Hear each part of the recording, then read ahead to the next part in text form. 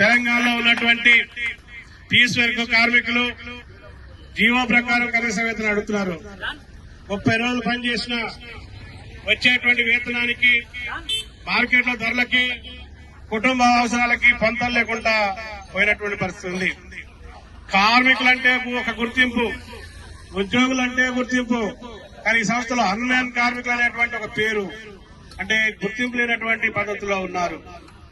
గతంలో పోరాటం చేసినటువంటి సందర్భంగా మిమ్మల్ని అందరినీ మా ఉద్యోగులుగా మా సంస్థ ఉద్యోగులుగా తీసుకుంటామని చెప్పారు. మధ్యలో ఉన్నటువంటి మిడిల్ మ్యాన్ గా ఉన్నటువంటి కాంట్రాక్టర్ వ్యవస్థని తీసేశారు. కానీ అప్పుడు కాంట్రాక్టర్ సంస్థ రెండు కలిసి దోపిడీ చేశాయి. కానీ ఈ రోజు కాంట్రాక్టర్ చేసే దోపిడీని, సంస్థ చేసే దోపిడీని, రెండు దోపిడీని మన విద్యుత్ సంస్థ చేసుకుంటా ఉంది. పేరుకు మాత్రం కాంట్రాక్టర్ లేరు, పేరుకు మాత్రం మన కాంట్రాక్ట్ కార్మికులం కాదు. కానీ ఇక్కడ ఉన్నటువంటి మొత్తం సౌకర్యాలు కాంట్రాక్ట్ కార్మికులకి వర్తించే పద్ధతిలో ఉన్నారు. ఒక ముద్దగా జీతం పెంచి జీతం ఇస్తా ఉన్నారు. కానీ జీతం పెంచారు, కానీ మరి ఉద్యోగ భద్రత ఏంటి, పర్మనెంట్ ఏంటి, ఇంక్రిమెంట్లు ఏంటి, లేకపోతే ప్రమోషన్లు ఏంటి, మరి భవిష్యత్తు ఏంటంటే భవిష్యత్తు ఏమి లేదు.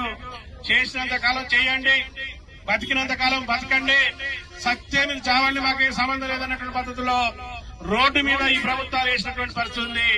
ఇది మంచిది కాదు. ఈ పద్ధతి మారాలని చెప్పి ఈరోజు సిఐటిగా మేము భావిస్తా ఉన్నాం. ఈరోజు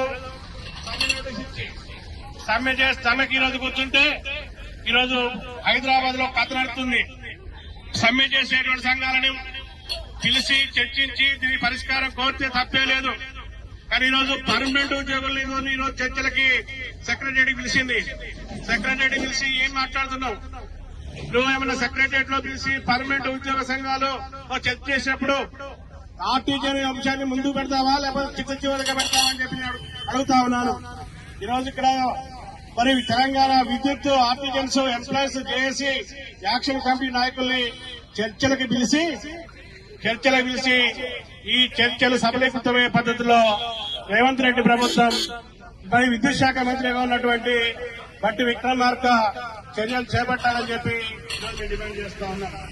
అంతేకాదు ఇప్పుడున్నటువంటి పరిస్థితుల్లో చాలా క్రిటికల్ సందర్భంలో క్రూషియల్ సందర్భంగా ఎండాకాలంలో రోడ్ల మీద కూర్చొని ఆందోళన చేసేటువంటి స్థితికి వచ్చినటువంటి ఈ యొక్క ఆర్టిజన్స్, పీస్ వర్క్స్, అన్మ్యాన్ కార్మికులకి పర్మనెంట్ ఉద్యోగ సంఘాలు అండగా నిలవాలని చెప్పి మేము విజ్ఞప్తి చేస్తా ఉన్నాం.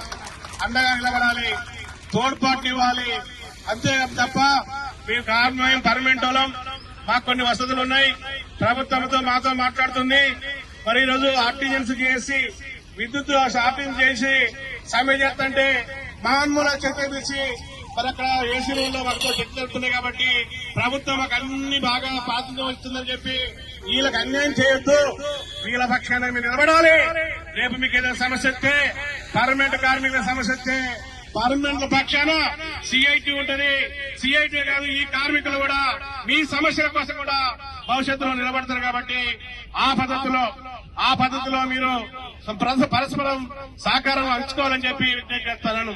చివరిగా మీకు చెప్పదలుచుకుంది, ఇది ప్రజాస్వామ్య దేశం, ప్రజాప్రభుత్వం, ప్రజాపాలన చెప్తా ఉన్నారు. కానీ ప్రజాప్రభుత్వంలో, ప్రజాపాలనలో ప్రజాస్వామ్యాన్ని కూని చేస్తున్నాయి పాలక వర్గాలు.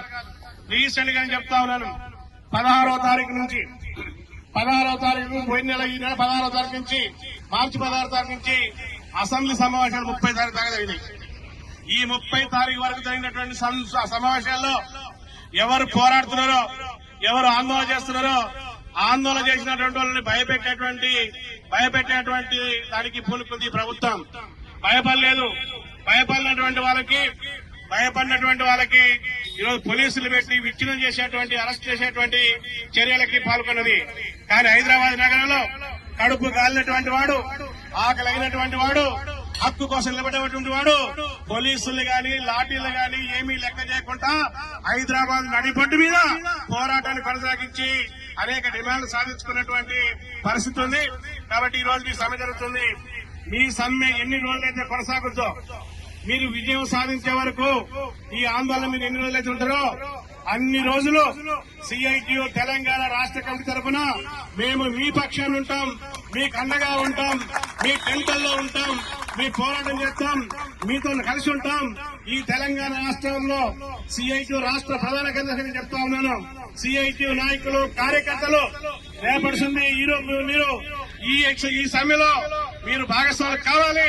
ఎవరైనా బెదిరిస్తే ప్రతిఘటనకి సిద్ధం కావాలని చెప్పి ఈరోజు మా యొక్క జిల్లా కమిటీలకి, రాష్ట్ర కమిటీలకి ఈరోజు మేము విజ్ఞప్తి చేస్తా ఉన్నాం.